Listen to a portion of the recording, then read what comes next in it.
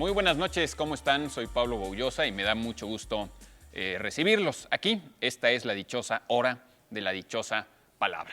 A continuación, cederé dichoso la palabra a mis acaso dicharacheros colegas para que se presenten. Pues a mí la dicha me embarga, mi querido Pablo, y me embarga de darles la bienvenida también a este programa que es francamente adictivo. Y me importa mucho que tengamos claro qué es adictivo y qué no es adictivo en este mundo. Por ejemplo, Tallulah Bankhead, una actriz muy famosa de los años 40 en las tablas neoyorquinas, decía que la cocaína no era adictiva. Por ejemplo, decía Tallulah Bankhead, la cocaína no es adictiva. Yo lo sabría, llevo años tomándola. Entonces, este programa sí es adictivo. Muy buenas noches, yo soy Nicolás Alvarado. Hola, buenas noches, ¿cómo les va? Un día llegaba Horacio Nelson después de la gran batalla de Abu Qir en Egipto, de su triunfo militar naval, cuando lo recibieron y le hicieron una gran ceremonia para pues, honrarlo por este triunfo, y cuando los enviados del gobierno le dijeron, Capitán Nelson, queremos darle esta medalla por el día más feliz de su vida, y dijo Nelson, no, señores, se equivocan. El día más feliz de mi vida fue cuando me casé con Lady Nelson. Soy Germán Ortega. ¿Cómo les va? Televidente, no hay programa. Se hace programa al preguntar. Al preguntar se hace programa y al volver la vista atrás lo pueden ver otra vuelta si lo pudieron grabar. Que me perdone San Antonio Machado. Soy Lo pusiste de cabeza, Eduardo. Muy bien. Bueno, pues decía Novalis que el filósofo vive de problemas de la misma manera en que el hombre vive de alimento. Lo que es cierto es que este programa también vive de sus llamadas telefónicas y de sus correos electrónicos. Hoy nos vamos a quedar con un poco de hambre porque el correo electrónico no funciona. Seguramente estará funcionando a lo largo de la semana, pero en fin, podrán ustedes llamarnos hoy para obtener pues, cualquiera de nuestros obsequios y sobre todo para participar con sus comentarios y sus críticas que son tan necesarios para nosotros. Antes de comenzar, quiero hacer un pequeño anuncio, como la semana pasada, sobre todo aquellas personas interesadas en el arte de escribir, que les interesa escribir novelas, cuentos, narrativa, porque Enrique Serna, uno de nuestros más eminentes escritores, va a dar un taller, un curso, y esto va a ser en el Centro Cultural Nuevo Bilbao, allá en Cuernavaca. Creo que en cualquier momento les pondrán el teléfono de este centro para que ustedes se comuniquen. Mismo centro cultural que se va a inaugurar este viernes. Creo que van a leer poemas María Baranda, Marcela Magdaleno y algunas otras eminencias también. Así es que, bueno, vale la pena que si tienen interés en escribir, se reporten a este diplomado del Centro Cultural Bilbao allá en Cuernavaca. Bueno, ahora sí, creo que tenemos que arrancar con sus llamadas telefónicas. Vamos a comenzar con esta que está también desde hace unos minutos, sospecho, viene de San Luis Potosí, es de un tal Martín no alcanzo a entender su apellido, discúlpeme usted. Y la pregunta es, ¿por qué se dice por qué se dice que Don Quijote era un hidalgo? ¿Y no viene de Pachuca la llamada? No, viene de San Luis Potosí. Ah. Y no nos llegó en el año de Hidalgo tampoco. Exacto. Que es el último de cada sexenio, ¿no? Exacto. Se le dice a... Era un hidalgo porque viene de fidalgo, hijo de algo. Es decir, que venía de alguien que tenía posesiones o que tenía un linaje, que venía de alguna casa solariega, como se dice, en el sentido no de que haya mucho sol en la casa, sino de que sea una ascendencia, un solar, una casa de un apellido. ¿Sí? Entonces, por eso era un hidalgo, porque era un viejo hidalgo, es decir, tenía algo de sangre noble, se supone, ¿no? Había ahí esos problemas sanguíneos en esa época. Ahora hay más con las tradiciones.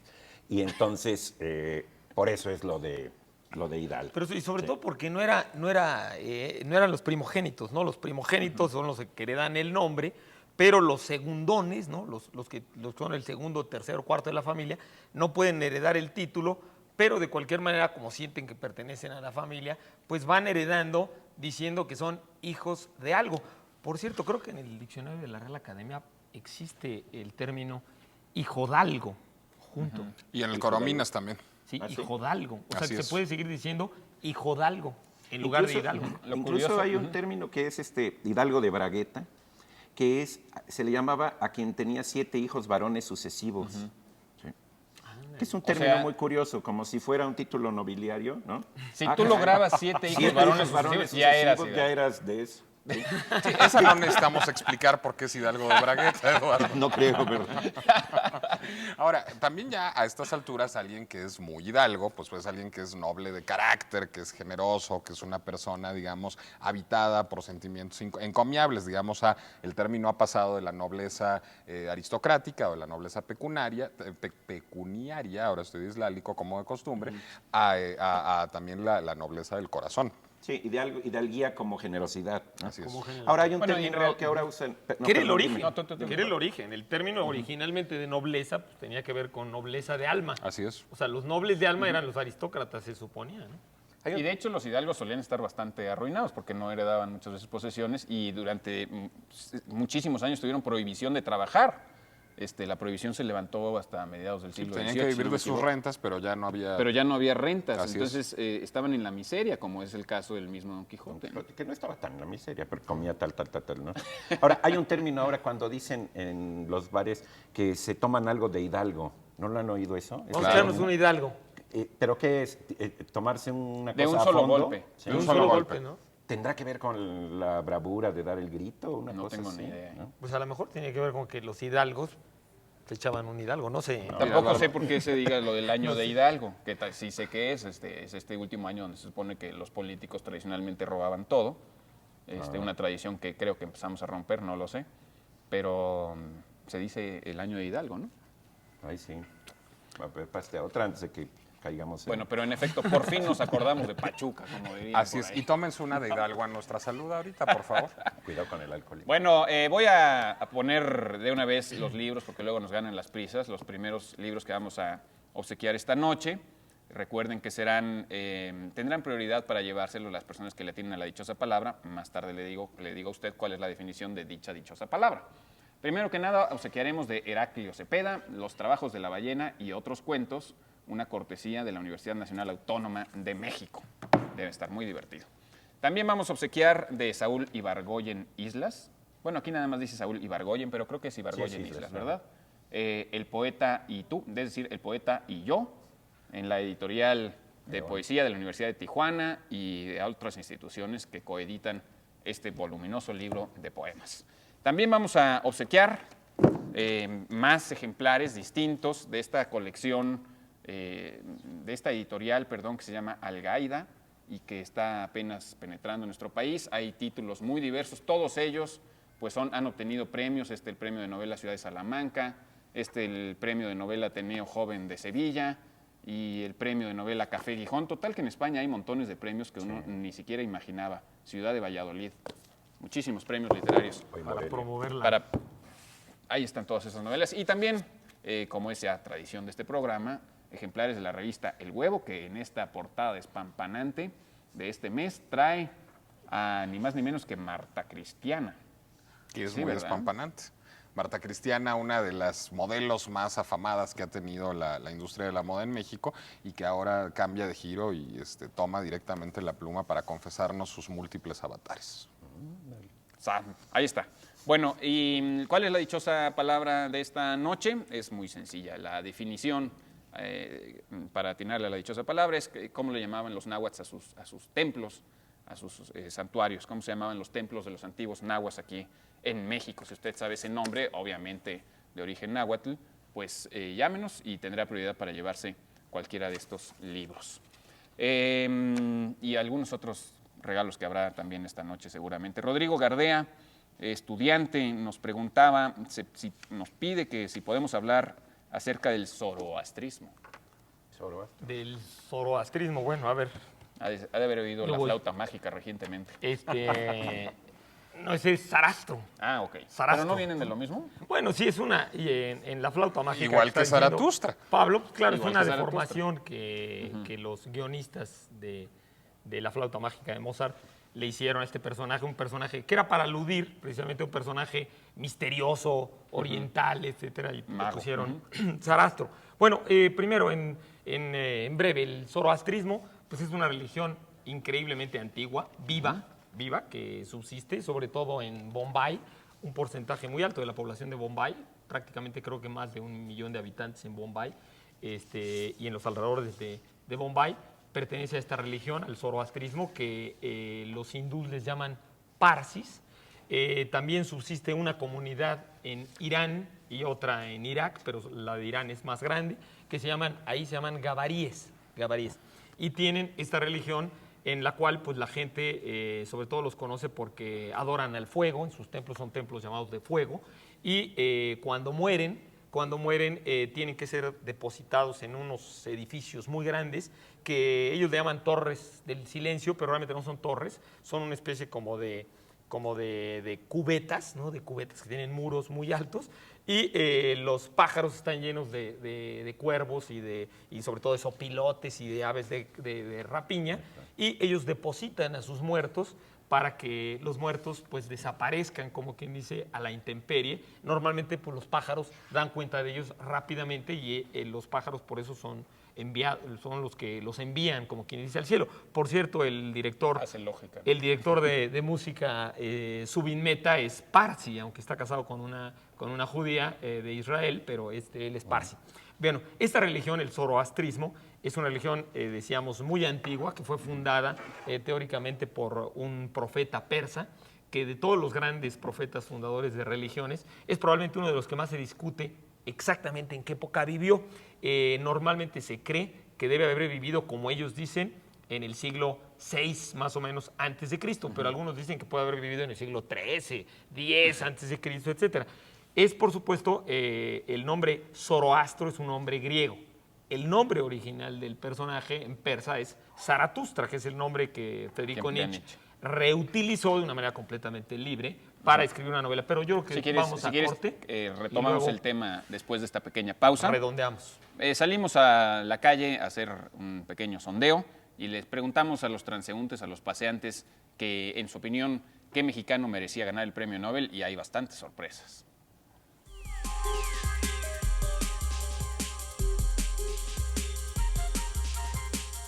Pedro de Almodóvar.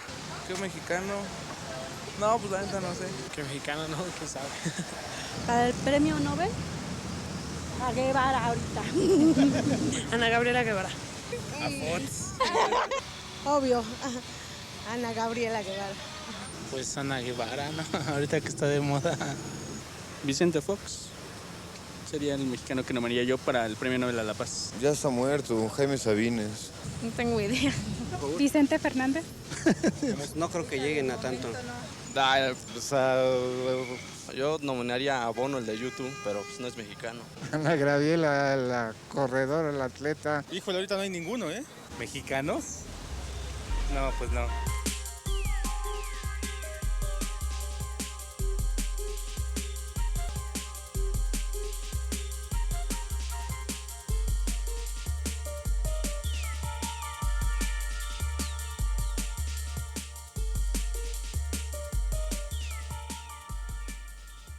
Hola, ¿qué tal? Estamos aquí de nuevo. Primero quiero hacer un reconocimiento a las enfermeras que hacen una labor encomiable en las campañas de vacunación. Yo recibí 2 en la casa de ustedes, en la colonia Nochebuena. ¿Dos enfermeras o dos vacunas? 2 enfermeras que nos fueron a vacunar. ¿Hacer 2 vacunas cada uno?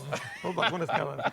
Y tristemente, bueno, ahorita traspapelé el nombre de ellas y tristemente la gente no las deja entrar a veces a sus casas. No sé, por sospecha, por desconfianza, etcétera, cuando están haciendo una labor gratuita, por supuesto, del Seguro Social. Pero duele. Bien, vamos a continuar. Estábamos con lo de Zoroastro. Aquí Vamos hay otras semanas que vale la pena también. a redondear tantito lo de Zoroastro. Estábamos diciendo del zoroastrismo. Bueno, este profeta persa que vivió en lo que hoy es Afganistán, que se llamó durante mucho tiempo Bactra, en Afganistán.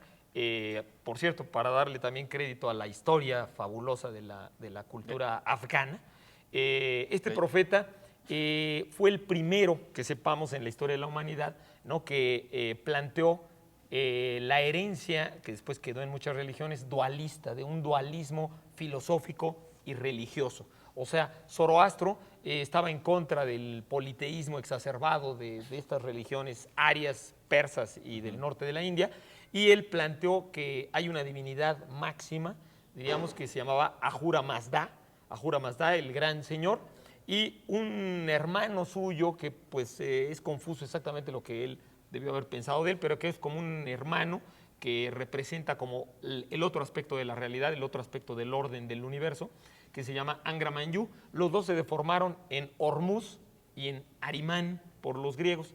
Y bueno, él planteaba que estos dos principios son principios contrarios, antitéticos del cosmos, que estructuran, que forman y que dinamizan el universo. Uno pues es el principio del bien, el otro el principio del mal. Y que el papel de los hombres, que somos libres, está en cooperar con el bien para hacer que este, al final de los tiempos, triunfe, ¿no? Ahora está predeterminado el triunfo de Hormuz, eso también es cierto. Es decir, los hombres contribuiremos a él, pero en el zoroastrismo se presupone que triunfará Hormuz. Exactamente. Y bueno, era la religión de los aqueménidas, fue la religión de los sasánidas, antes de que entrara el Islam a toda la zona del Cercano Oriente, era la religión oficial de todo el Cercano Oriente, y por eso mucho del Islam proviene en parte de ahí. El libro sagrado es el Avesta, los gatas es la parte más importante.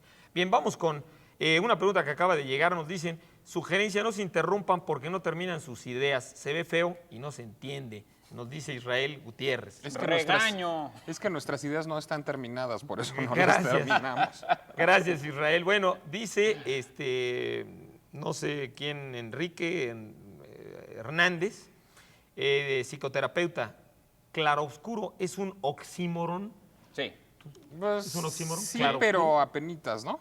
Yo diría que sí. Porque es una sola palabra y realmente el claroscuro lo que está es, digamos, verbalizando un efecto contrastante, pero no es un oxímoron, digamos, en términos de figura retórica, ¿no? Sí, no. Es una palabra que existe como tal. Sí, casi como dice Pablo. Es decir, claro oscuro sí tendría eso si hubiera una separación, pero junto no. El claro Sí, oscuro. es como aguardiente, ¿no? Aguardiente, sí. Que ya es una sola palabra. Nos pregunta José Francisco Arreola, ¿cuál es el significado de la palabra escrúpulos? Escrúpulos. A Son ver, muchos. Son muchos. Escrúpulos viene, y ahí está lo bonito, y ahí viene el primer significado de escrúpulos, de scrupus, de piedra. Entonces, scrupulus es una piedrita. que te ponen piedritas. Entonces, bueno, la primera acepción de la palabra escrúpulo en el diccionario de la Real Academia es piedra. No es sino la tercera acepción, la segunda acepción es una medida equivalente a poco más de 1 gramo. ¿Por qué? Porque eso pesaba más o menos una piedrita. La tercera acepción es lo que llamamos un escrúpulo de conciencia, digamos, es decir, cuando uno tiene duda de si está actuando bien, de si está teniendo una acción ética, de si es justo lo que está haciendo, en ese momento se habla de un escrúpulo de conciencia. Escrúpulos también es un juego de mesa muy divertido, que estuvo muy de moda hace como 15 años, que yo les recomiendo mucho, pero es otra historia. Lo curioso es que en otros idiomas, en inglés o en francés, la palabra escrúpulos solo se refiere a los escrúpulos de conciencia. Es decir, en francés un escrúpulo ya no es una piedra, ni en inglés un escrúpulo es una piedra ya ni una medida. Solo en español conserva esas excepciones. Pero la realmente palabra. en español, ¿tú alguna vez lo has visto usado como para decir piedrita o como medida de peso? Realmente se usa como en los otros idiomas, ya nada más en términos de escrúpulo de conciencia. Pero no sería incorrecto decir, traigo un escrúpulo en el zapato que me está molestando mucho. Sería raro. No, pero sería raro, también sería en español raro. se dice pues, que eres muy escrupuloso, ¿no? O sea, que, Eres Sí, muy cuidado. pero no quiere decir que estés lleno de piedritas, ¿no? que no tienes cálculos renales si eres escrupuloso, digamos. A ver. Ahora, por supuesto, eso de tener escrúpulos es bonito porque el origen. molestan como una piedra en el zapato. Exactamente, Es el la origen. conciencia es el pequeño grillito que traes adentro, ¿no? Que te está diciendo el Pepe Grillo. Juan de Dios Martínez de Morelia, Michoacán, nos pregunta, ¿qué es un heliogábalo? ¿Por qué se dice heliogábalo? Está padrísima esa Bueno, palabra. se le llama heliogábalo al que come vorazmente, Vorazmente, claro. al que come de una manera desaforada, ¿no? Salvajemente, pero esto tiene que ver obviamente con el personaje romano. Histórico, ¿no? Totalmente Y histórico. medio atascado.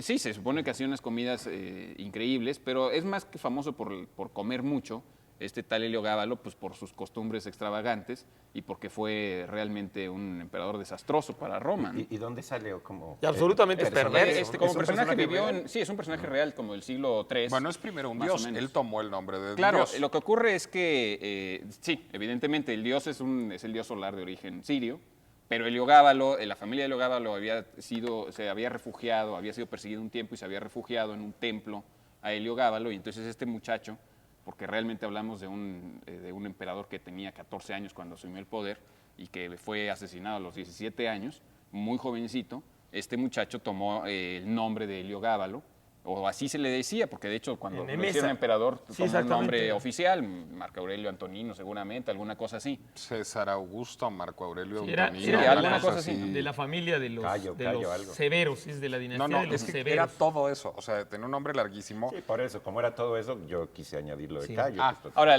volviendo a las costumbres que tenía, más, digo, sí, seguramente comía muchísimo y eran famosos sus banquetes, etcétera, pero creo que ha pasado históricamente más que nada, al menos Gibbon lo menciona esta costumbre, de que se vestía de mujer y tenía muchos novios y que incluso simuló en alguna ocasión la boda con uno de estos guapos y fornidos gladiadores, él vestido de mujer, y lo hizo nombrar a él el esposo de la emperatriz, siendo él la emperatriz o el emperador. Claro, él era un emperador, bueno, fue yo creo que en toda la historia del Imperio Compite Romano con Occidental. Nerón, ¿no? Bueno, pero y se lo lleva de calle a Calígula también. Yo creo que fue el más perverso y realmente degenerado de todos los emperadores romanos a principios del siglo III. Yo no era sé. de una familia siria, ¿no? De una familia siria de Emesa. El templo estaba en Emesa.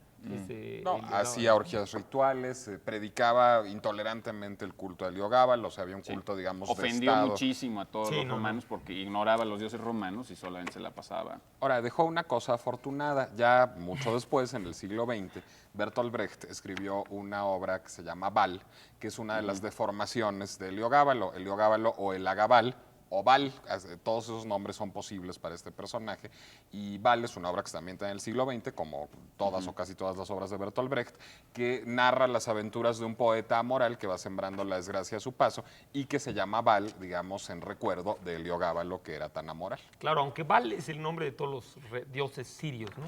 Todos los dioses ¿De sirios. todos los se llamaban dioses sirios? Baales, Baalimes, Baales, ¿no? Y las mujeres también, las diosas. Bien, vamos a obsequiar el diccionario Anaya que tenemos a la persona, una sola persona, que nos conteste el nombre de los padres de Acolmitztli Nezahualcóyotl, el gran poeta y soberano chichimeca de Texcoco, por el cual se llama la sala de conciertos de Ciudad Universitaria.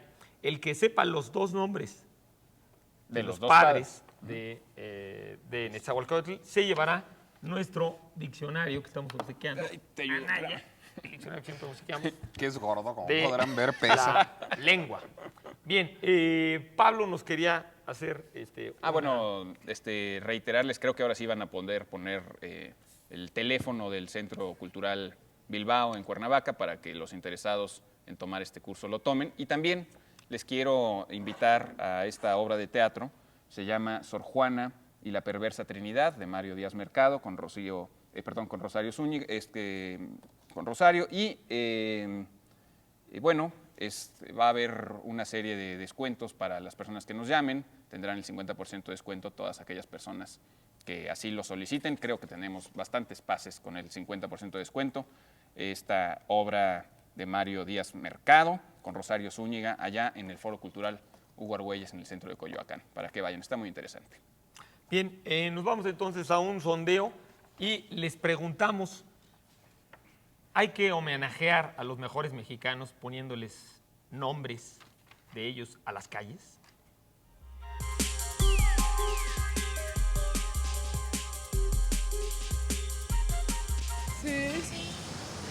Sí. Por supuesto. Para recordarlos y no queden en el olvido, ¿no? Pues yo creo que sí, ¿no? Es para hacerlo, no sé, algo más importante, sin olvidarlos. Y sí se puede llevar porque así llevaríamos una tradición y sabrían que pues los niños o la juventud sabría qué personajes son los que hay aquí en México. Pues sí, podría ser.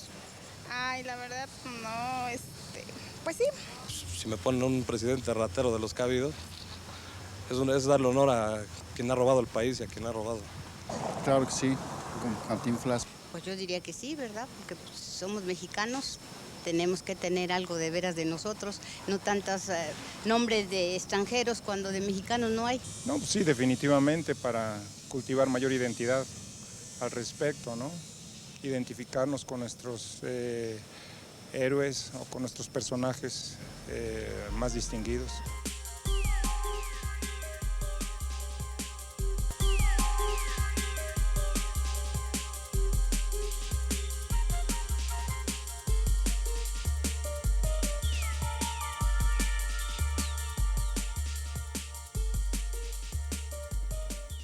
Seguimos aquí en La Dichosa Palabra. Ya llegó la respuesta sobre los papás de Netzahualcóyotl, el rey poeta. Y son Iztlizóchitl, el Viejo, y Matlalcihuatzin. Entonces se lo ganó Jesús Díaz, de la colonia El Toro Contreras. El diccionario Anaya. El diccionario Anaya es lo que se ganó. Uy, qué rápido, ¿eh? Sí, rápido. Sí se lo sabía de memoria. También dice por ahí Guillermo López que se le dice Hidalgo a la bebida, a tomarse algo de Hidalgo, porque en la época de Hidalgo decían al que dejaba algo, que chin chin el que deje algo. Está bonita la idea, ¿no? Pero no creo que sea cierta. Pero a veces hay falsas etimologías que son mucho mejores que las verdaderas. Ser buenas, ¿no? Tú hiciste una hace rato sobre Zorroastro, ¿no? El Zorroastro es Antonio Banderas, claro. El Zorroastro. Ahí está esa cuestión. Y también Alberto García comenta de la semana anterior, pero incluso es la anterior, que el Sahara antes de ser desierto había agua y que además se llegaron a encontrar ahí restos de una ballena. Qué barbaridad. Muchas gracias. Sí. Bueno, también tenemos, yo ya estoy lleno de preguntas aquí. Aquí hay una que es amplia sobre cuál es la importancia de Ray Bradbury y qué cosas se lanzó Ray Bradbury a la escritura. A ver, ¿quién se lanza? Es Yo tengo una frase. No. ¿Tú tienes una frase de Bradbury? Una sobre observación.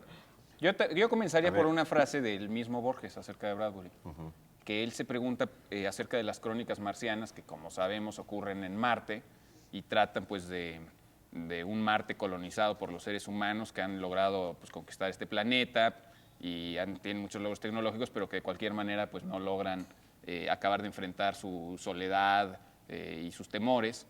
Y Borges lo que decía, ¿por qué estos cuentos, no lo cito literalmente, pero más o menos decía algo así como, ¿por qué estos cuentos me tocan de una manera tan íntima, ¿no? Si es que ocurren en Marte? Y es curioso porque Borges no hablaba muy bien de escritores menores que él y Bradbury es bastante menor que él.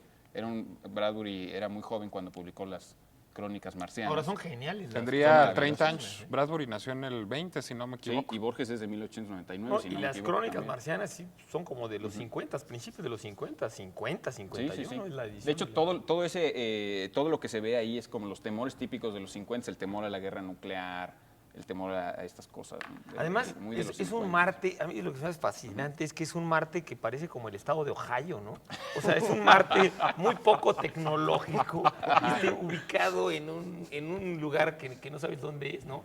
Y además, es curioso que Ray Bradbury escribió otros libros, ahorita tú nos dirás, de ciencia ficción, realmente ciencia ficción, y que ese libro es un libro en que lo tecnológico está muy poco presente, ¿no? El desarrollo tecnológico. Es que realmente la explicación tecnológica es lo menos importante, ¿no? En los cuentos de Bradbury, en la buena ciencia ficción, es un pretexto cualquiera, pero en realidad, yo recuerdo ahora, por ejemplo, un cuento, no me acuerdo de su título, no creo que no está en las crónicas marcianas, que tiene básicamente el mismo argumento que estas películas tontas que hacen ahora, de donde el padre entra al cuerpo del hijo y el hijo entra al cuerpo del padre, y que son comedias muy fáciles, pero en este cuento de Bradbury pasa lo mismo, pero el padre ingresa al cuerpo del hijo para librarlo de todos los terrores de la infancia, del sudor, de la violencia de los demás niños, y es verdaderamente un cuento de terror, porque él se encuentra un chamaco que se parece a su amigo de la infancia y resulta que va haciendo, y no ves tecnológicamente, no importa nada, es la idea en sí. Bradbury y lo es que un te da poco el cuento es tecnófobo, miedo, además. ¿no?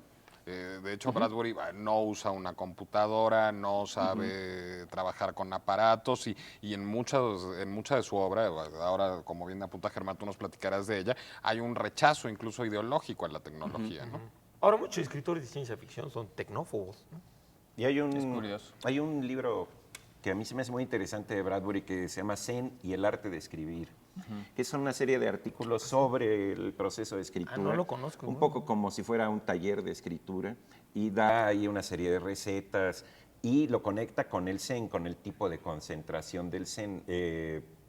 No recuerdo la editorial, pero es un libro muy interesante para quienes les gusta escribir. Los últimos años creo que se ha dedicado a escribir poemas, Ray Bradbury. Vive Bradbury. No, y sí, claro, y sigue escribiendo novelas también. Debe tener cerca de 80 años, ¿no? La obra, no, pues si nació en los 30. Nació en el 20. 70. En el 20. El 20. Sí, te digo, debe tener como 80 años. La obra siempre hay que mencionar de Bradbury, que no debemos soslayarla, es Fahrenheit 451. Sí, la que famosa. Maravilloso sobre los libros, ¿no? Exactamente, es una sociedad donde los libros están prohibidos, donde hay una serie de bomberos dedicados más bien a quemar libros. Esa es su función, y es la rebelión de uno de estos bomberos. Y cuenta cómo hay una escena final muy impactante, alguna vez se habló de esa escena en estos programas, cuando los personajes van recordando los libros, cada uno de ellos se encarga de recordar un libro, el protagonista va recordando el Eclesiastés, y además es un libro muy interesante porque tradicionalmente hemos entendido como que el campo es esa zona de forajidos, fuera del ejido, donde no son muy civilizados, y la ciudad es la civilización, y es un libro donde se invierten totalmente estas cosas, y la ciudad es salvaje, y en el campo están esos forajidos pocos que siguen conservando las grandes obras de la humanidad. Incluso Bradbury ayudó al guión de la película que se hizo de François Truffaut, que es Fahrenheit 451. Es que le gustaba el cine porque incluso colaboró con el guión de Moby Dick de John Huston. Tiene varios Voy a regalar unos libros, los interrumpo para hacer eso antes de que se nos quemen en las manos. Antes de que venga a 451 grados Fahrenheit. Escribir literatura de viajes de Mora Campbell. Está bonito, tiene buen color. De los manuales Paidós de escritura. Obras maestras del Paul Getty Museum, pinturas. Eso es cortesía del Parnaso. Esto es cortesía del Parnaso. De la librería de Coyoacán. El Parnaso de Coyoacán. Y la revista Este País con una portada de un corazón roto, Ley contra Política. Ese es el número 150. Ese artículo de Ley y Política está muy interesante sobre las relaciones de una con la otra. Realmente muy recomendable. Bueno, yo les recomiendo también El Remedio para Melancólicos, Las Doradas Manzanas del Sol, El País de Octubre, El Hombre Ilustrado, son obras muy grandes de Ray Bradbury. El Hombre Ilustrado no es un hombre muy culto, hay que hacer esta aclaración. Es un hombre que está lleno de ilustraciones, tatuajes con vida. Y entonces un personaje va viendo esos tatuajes y de esos tatuajes cobran vida y va surgiendo la historia, ¿no? Es una maravilla. El sueño de todo tatuado de hoy. Sí. Bueno, aquí dice Víctor Hugo Colín que si podemos comentar algo del superhombre de Nietzsche. Ya ven que este programa, la dichosa palabra, es de chile, de Nietzsche y de manteca. Sí, porque Nietzsche ha salido varias veces. Bueno, y justo hace unos minutos hablamos de Zaratustra. Sí, claro, del Zaratustra Nietzsche. Probablemente es el filósofo más leído en México. Pues ahora sé, porque muchísima gente pregunta por Nietzsche. Tiene muy Nunca alto me lo su había rating. planteado así. A mí me gusta mucho Nietzsche, cosa que sé que siempre me hace sospechoso. Siempre me acusan de fascista por ser un lector frecuente de Nietzsche. Y bueno, yo creo que el superhombre tiene mucho que ver en el asunto. Justamente en Así habló Zaratustra, que es horrible la traducción, Así hablaba Zaratustra, por favor. Me imagino a Zaratustra como contando historias junto al fuego. No, Zaratustra habló de una vez y para todas. En Así habló Zaratustra, bueno, Zaratustra lo que viene es anunciar la llegada del superhombre. El superhombre, digamos, es la encarnación de la filosofía nietzscheana misma, en donde el hombre se rige por su voluntad. Hay un pasaje particularmente afortunado en Así habló Zaratustra, en donde Zaratustra habla de que el hombre generalmente actúa conforme a los dictados del dragón, un dragón que se llama tú debes, y el superhombre actúa conforme a los dictados del león, y el león lo que dice es yo quiero. Entonces, lo que postula Nietzsche es que el hombre, incluso el hombre común y corriente, es un vínculo entre la bestia y el superhombre. El superhombre sería este personaje apolíneo, este personaje perfecto, que no se dejaría llevar, digamos, por los chantajes de la plebe, que no estaría dispuesto al sacrificio fácil, que estaría más allá de las mezquindades del alma y que buscaría, digamos, ennoblecer su espíritu a través de la voluntad. Bueno, ¿por qué ha sido tan criticado Nietzsche y particularmente la noción del superhombre? Porque después, en la Alemania nazi, el superhombre fue tomado y deformado. Digo, sí hay una noción un poco fascista en Nietzsche o prefascista, pero no, desde luego Nietzsche no predicaba el holocausto ni cosa que se le pareciera. Y a partir de esto, digamos, Hitler tomó como justificación de muchos de los actos del partido nazi a Nietzsche, al ser además un filósofo alemán muy connotado. Y con la ayuda de la hermana de Nietzsche, ¿no? Y la hermana de Nietzsche, sobre todo. Que era ayudó siniestra, sí, era Elisabeth terrible, Nietzsche. ¿no? Y que incluso, bueno, en gran medida por culpa de Elisabeth Nietzsche se rompe la relación entre Lu Andrea Salomé y Nietzsche, que fue el gran amor de la vida de Nietzsche, y es a partir de la depresión que le causa la ruptura con Lu Andrea Salomé que él escribe así, Habló Zaratustra, que es, si no me equivoco, su última obra, una de sus últimas obras, que le escribe en los 40 años en un estado de depresión absoluta, ¿no? Yo creo que la mejor manera de desmentir cualquier relación que se quiera ver entre el nazismo y el superhombre es que el superhombre no se sacrifica.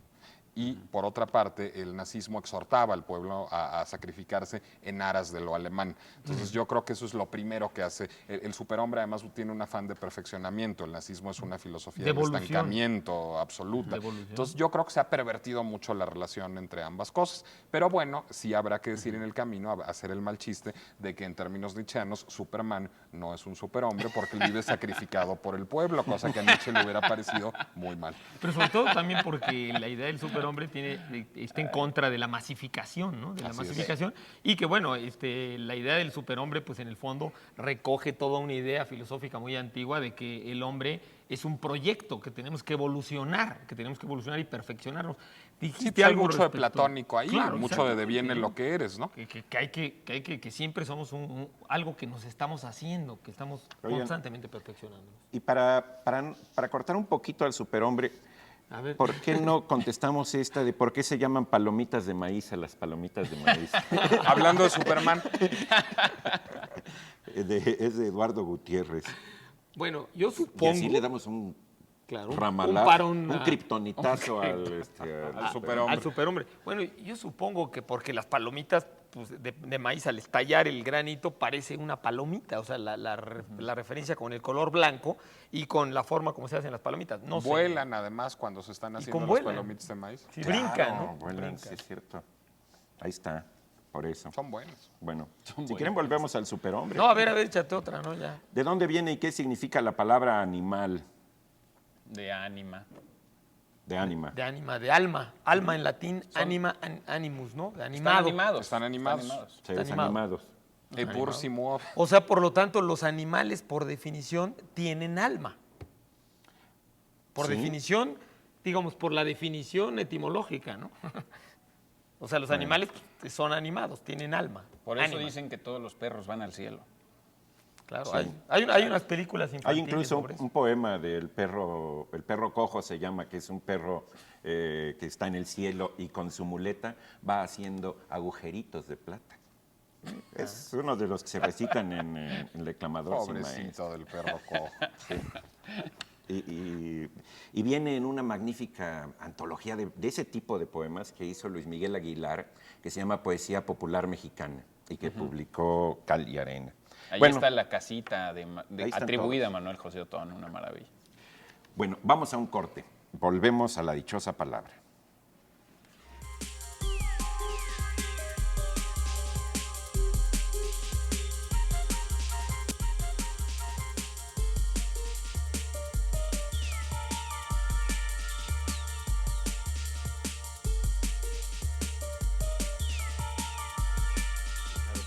Ya estamos de regreso en la dichosa palabra, hablando aquí de libros de mujeres seductoras. Pero regresamos a hablar de otros temas. Síganos llamando, tienen todavía unos minutitos para que entren sus llamadas y nos contesten cuál es la dichosa palabra de hoy, cuya definición anda por ahí perdida y no la tengo por aquí, pero ahorita rápidamente se las voy a decir, que es cómo se llama a los templos de los antiguos nahuas en México. Díganos esto y tendrán una posibilidad mayor de llevarse alguno de los premios que están en la canasta de la dichosa palabra. Y rápidamente algunas llamadas. Arnulfo Durán, él nos habla de Hidalgo, él sí nos habla de Hidalgo. No acerca de Hidalgo, sino desde Hidalgo. Desde Hidalgo, y más bien nos habla acerca también de los hidalgos. Nos dice que también se compraban los títulos de nobleza con un poco de dinero. Sí, por supuesto, esta práctica... No solo se compraban, se pueden comprar. Se compran. Bueno, en ciertos países así es, pero cada vez en menos, digamos. Sí. Bueno, en México tenemos un conde... Conde Herdes, creo que es conde... No. Pero creo que en Inglaterra, por ejemplo, no se pueden comprar títulos de nobleza, etcétera. Bueno, nos habla también Zaira Curi y dice que qué sabemos del poema épico medieval Parsifal de Wolfram von Eschenbach y que sí lo puede conseguir en México y en dónde. Bueno, a la señorita Curi sí lo puede conseguir en México. Está publicado por editorial Ciruela y de Ciruela de Barcelona. Es una muy famosa editorial de libros medievales. De libros muy bonitos. Muy bonitos, muy bien editados, son muy buenas traducciones. Y se escribe Ciruela con S porque es el conde, por el conde de Ciruela, hablando de condes. Hablando de condes. No, y incluso se dice que para publicar en Ciruela hay que tener hueso. Está bueno. Bueno, el poema, rápidamente, el poema épico medieval de Wolfram von Eschenbach, o Eschenbach, Parsifal, es probablemente de toda la literatura artúrica, de la leyenda artúrica, una de las obras más profundas y complejas simbólicamente. Fue escrita en Alemania y se ha estudiado muchísimo. El poema se cree que contiene muchas referencias históricas y esotéricas de la época. Alude a los templarios, alude a los cátaros, alude que estaban vivos en esa época y que se perseguían. Y tiene muchos simbolismos nuevos. El grial no es ya una copa, sino es una piedra. En fin, es un poema muy complejo, muy profundo y que todavía no sabemos realmente muchos de los simbolismos que contiene. Pertenece al ciclo artúrico. Nos llama también Ricardo Madrigal. Él dice que si podemos hablar de la obra de Rainer María Rilke. De Rilke. Hablando de galanes del Andrea Salomé. Sí, hablando de galanes del Andrea Salomé. Sí, ahora el espíritu. Yo no me sé muy bien la dichosa vida íntima de Rilke, pero bueno, sí fue galán de lo Andrea Salomé también, ¿no? Sí, cómo no. Sí. Cómo no. Hay una correspondencia portentosa entre ambos, además. Sí, y que es que hay mujeres que Rodán y Rodán. Creo que Rodán también estuvo ahí. No, Rodán ándale, fue maestro de Rilke. Rilke estuvo con Rodán como secretario. Rilke es un poeta en lengua alemana, uno de los más importantes poetas en lengua alemana. Una vez platicando con Pablo, yo pensaba que él era de Alemania, no Pablo, sino Rilke, y me dijo que no, que era de Praga, había nacido en Praga, ¿no? Aunque murió en Suiza. Bohemio. Yo recomendaría muchísimo a quien se interese por Rilke, sí, sus poemas, ya hay algunas antologías, hay una en Hiperión muy buena, hay una en Losada muy buena, pero también Las cartas a un joven poeta. Ese es un texto de Rilke en donde, bueno, un joven poeta le pregunta que si se dedica a la literatura y Rilke trata de desanimarlo. Francamente, bueno, le dice una cosa, le dice, si puedes pasar un día sin escribir, mejor no te dediques a la literatura. Eso le mataría la vocación a cualquiera, ¿sí? Porque pasar un día sin escribir es bastante fácil, incluso para el más psicótico escritor, ¿no? Claro. Y bueno, entre sus obras están las famosas elegías de Duino, que habla de... Tiene pasajes muy bonitos. Alguna vez comentamos unas líneas. Algunas veces comentamos la de Todo ángel es terrible, la idea de los ángeles. Sobre todo la idea de que la belleza es solo el principio de lo terrible que todavía podemos soportar, ¿no? Sí, y que si la admiramos tanto es porque impasible desdeña destruirnos. Exactamente. Esa es en la traducción que yo me sé. Uno se enamora de traducciones. Yo a Rilke lo conocí en una traducción de unos chiquitos que se llamaba Enciclopedia Literaria Servet. Iba yo leyéndolo y era de Nuria Párez, la traducción o la antología. También hay que recordar esos cuadernitos que hacía la UNAM del material de lectura de poesía. Claro. Muchos empezamos leyendo grandes poetas ahí. Hay una anécdota, ahorita hablando que decías de vida... ¿De vida íntima? De vida íntima de Rilke, que me parece terrible, digamos, como formación de muchos escritores, dramática. Rilke nació inmediatamente después de que murió su hermana. Su hermana murió muy chica. Y entonces a él, durante sus 6 primeros años de vida, lo vistieron de mujer y su mamá le llamaba Sofía. Y después la mamá se arrepintió cuando le dijeron que esto era terrible para un niño y entonces lo metió a un colegio militar. Así para que... Así como quedó el venga. pobre Rilke, que era muy melancólico. Sí, es como bajar de superhombre a las palomitas de maíz, ¿no? Sí. O al revés. A Oscar Wilde también lo vestían de mujer. Sí, no, terrible. Su madre, ¿no? Y bueno, hay otra cosa. Depende cómo se vean, ¿eh? No puede no ser terrible. Oscar Wilde era Hay muy gente que se feo. ve mejor vestida Para de un mujer niño que- o para una Oscar niña, Wilde era muy para una feo, niña muy debe ser feo. terrible que la vistan de niño también, ¿no? Bueno, Ahora, yo quisiera ya nada más Algo de añadir a Rilke. Rilke los poemas franceses, que me parecen un ejercicio muy osado. Rilke, bueno, pues su lengua era el alemán, pero él escribió una serie de poemas franceses que están recopilados en un libro que así se llama, en francés, porque, digamos, él consideraba a Francia su segunda patria, y son poemas que, digamos, se ve que son mucho menos buenos que los poemas alemanes de Rilke, pero yo creo que el esfuerzo es sin duda encomiable. hay ¿no? una Es como traducción el- de Eduardo Lizalde, de los poemas franceses que publicó con Acult. Es como el Así caso es. de los poemas ingleses de Borges, que también Borges se animó un par de veces a escribir escribir poemas en inglés. directamente en inglés. ¿no? Ahora de Rilke, no por entrar en polémica y pues para ir a otra pregunta. Heidegger insistía que era el mejor poeta existencialista. Yo no lo creo, no sé qué piensen ustedes, ¿no? Yo tampoco, a mí Yo se no me hace un creo poeta que más sea- espiritualista, Sí, más, más intimista, más ¿no? idealista incluso que, Más intimista que para llegar a una existencialista, cuestión ¿no? existencial. Pero Heidegger es muy complejo, entonces sus razones tendría muy raras, ¿no? Nos llamó Carlos Cortés. Él nos pide que hablemos, ya que ahora pasamos de la categoría amantes de Luis Andrea Salomé a la categoría poetas. Que si podemos hablar de Miguel Hernández.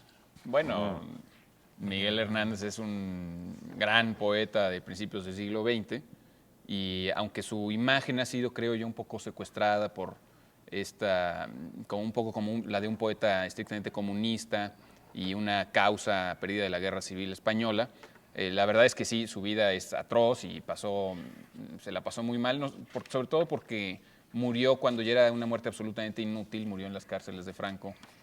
Bastantes años, cuando unos 3 años más tarde, después del fin de la guerra, y también de una manera muy tonta porque ya se había alguna vez gestionado su libertad, porque algún amigo de Franco, un cardenal que por cierto era ciego, bueno, creo que ya nos tenemos que ir, no importa. Lo importante de Miguel Hernández es que es realmente la revitalización de la lírica española y retoma toda la música de los grandes poetas del siglo de oro y le vuelve a dar vida, ¿no? Y un poeta muy accesible. ¿Qué te gusta ¿no? más de Miguel Hernández?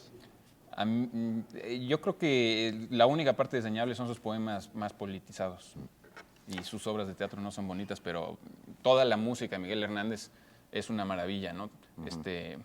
Una querencia tengo por tu acento, ¿no? Una apetencia por tu compañía, una dolencia de melancolía y una... no me acuerdo, y una pena por la ausencia de tu... No me acuerdo, en fin, perdona. Ahora, también tiene poemas de los sociales buenos. Como las nanas no de la cebolla, ¿no? No hay que Así es. desdeñarlo. Por ejemplo, sí. Déjenme dar la respuesta rápidamente de cuál es la dichosa palabra de hoy. La dichosa palabra de hoy es Teocalli. Así se llamaba a los antiguos templos nahuas en México. Viene de, bueno, es mejor que lo diga Germán, que lo dice mejor que yo seguro. Casa de Dios, Así es. Teocalli, casa de Dios, ¿no? Así es. Teos. ¿No te parece Dios una que- gran casualidad que en náhuatl también la raíz teos quiera decir Dios? Exactamente, es uno de los grandes misterios de la arqueología, el hecho que una palabra tan importante en el idioma náhuatl, que es Dios, teos, es exactamente la misma palabra en griego, ¿no? En griego y además, bueno, esa es una muy famosa, pero hay muchas palabras coincidentemente sospechosas, ¿no? Es que tenían su dichosa palabra en la época, quién sabe cómo sería, pero difundían entonces y hacían préstamos Sí, lingüísticos. sí, son de esas casualidades que son difíciles de creer. Difícil, como en el quechua, también hay muchas palabras en quechua en Sudamérica, entre los bolivianos, ecuatorianos y todo, que coinciden exactamente con el sentido de palabras vikingas.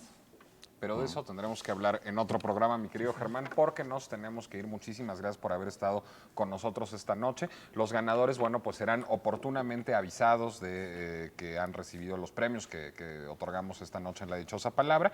Y bueno, yo soy Nicolás Alvarado, me dio mucho gusto haber estado con ustedes. Se despiden de ustedes también mis compañeros. Bueno, yo soy Pablo Ullosa, muy buenas noches, tengan el valor de emplear su propia razón y si no, de quedarse cuando menos con un buen libro o un buen canal de televisión. Que tengan muy buen fin de semana. Soy Germán Ortega. Hasta luego.